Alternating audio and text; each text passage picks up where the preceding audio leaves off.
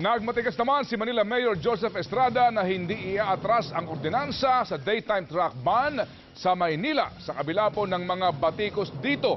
Habang truck holiday naman ang buwelta ng grupo ng mga truckers sa naturang ordinansa. At live mula sa Manila North Harbor, nagpapatrol si Doris Bigornia. Doris, ano ang inaasahan nating mangyayari dyan kung ang magkabilang panig ay parehong nagmamatigas?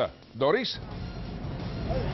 Ted, talagang banggaan ito ng magkasulungat na paninindigan. Malaking sakripisyo at pahirap para sa kabuhayan at industriya ng trucking at malaking epekto umano sa ekonomiya ng bansa. O maisaayos ang araw-araw na daloy ng trapiko o sitwasyon ng trapiko na dulot ay bilyong pisong pagkatalo o pagkalugi, hindi lamang para sa Manila City Government, kundi pati na rin para sa mga tao na araw-araw ay napeperwisyo ng trapiko. Sa ngayon, parehong ayaw tuminag ng dalawang panig. Nanggagalaiti ang mga apektado ng daytime truck ban.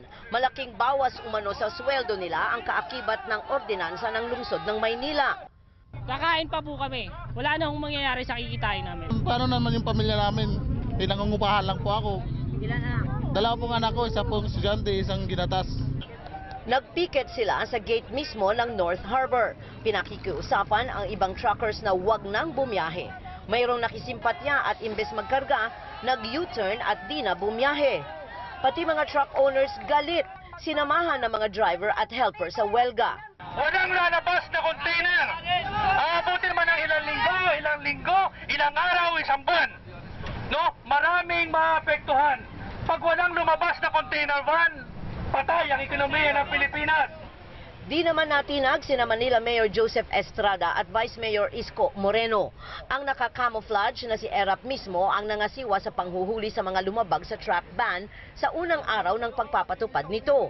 Ayon kay Erap, di siya pasisindak sa welga ng truckers. Mag-welga sila mag-welga. Hindi kami pwedeng ma-influensya nun. Nobody is above the law. Mahirap naman pag inahamon tayo. Mahirap umatas sa anumang hamon, lalo na itong pagpapatupad ng batas. Pwede na tayong magtabla-tablaan dyan. Kung mayroon, hindi ko inatrasan sila pa. Mahigit na 40 beses na hearing at konsultasyon na ang naganap kaya wala umanong dahilan para di sumunod sa truck ban. Wala ko kaming tinanggal na hanap buhay. Binago lang po ni Pangulong Mayor Erap yung habit. Ito ko kasi ang mayroong baguhin sa atin. Ayaw itong tanggapin ng mga nagwewelga, bagkus binatikos pa nila ang mayor. Ang akala ko ho, ay para kayo sa mahirap. Ngunit bakit kami mahihirap ngayon? Kami ang inyong pinapahirapan. Wala na!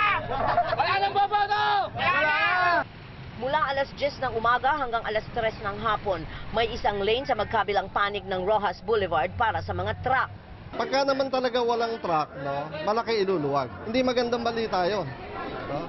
Kasi pag nawalan na ng mga produkto sa mga merkado, pag nawalan na ng mga raw material sa mga pabrika, wala na mga finished products na iikot, baka malungkot tayong lahat. Kung walang deliveries, magko-congest yung yarda ng terminal. So there will be a time na mag-i-stop na yung operations niya. Pero matigas ang City Hall.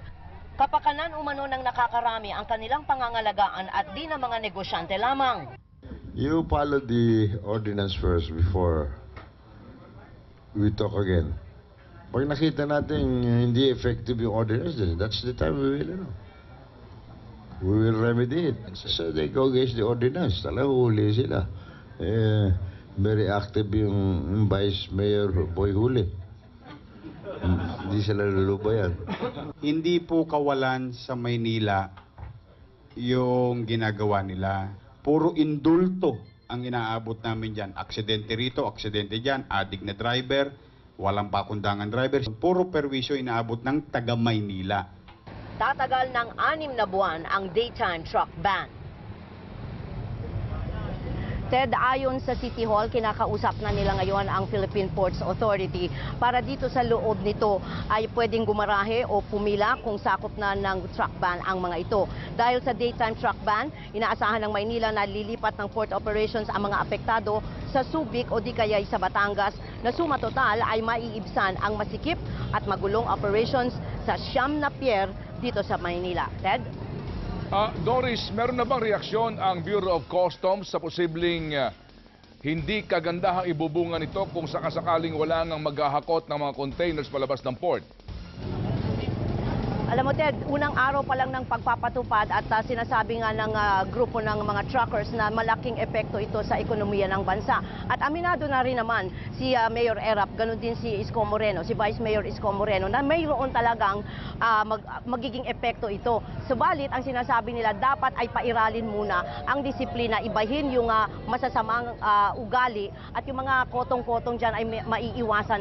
At kaakibat noon ay maisaayos ang trapiko na sinabi ko nga kanina ay dulot ay bilyong pisong pagkalugi sa Maynila at mga tao na rin mismo na napeperwisyo sa trapiko. Pero sinasabi ni Mayor Erap na lahat yan ay aayusin, lahat yan ay pag-aaralan. Mayroong 6 na buwan upang malaman kung ito ba'y epektibo at kung ito nga ay magkakaroon ng matinding epekto sa ating ekonomiya at saka lamang nila pag-uusapan muli o aamyendahan ang ordinansang ito ng Maynila. Pero sa ngayon, tuloy ang pagpapatupad ng ordinansa at huli ang lahat ng lalabag dito. Ted?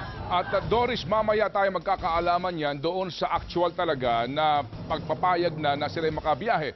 Yan ay alas 10 ng gabi hanggang alas 5 ng umaga bukas. Kung may babiyahe nga, may maghahakot ng container para mailabas sa ating mga pantalan. Doris?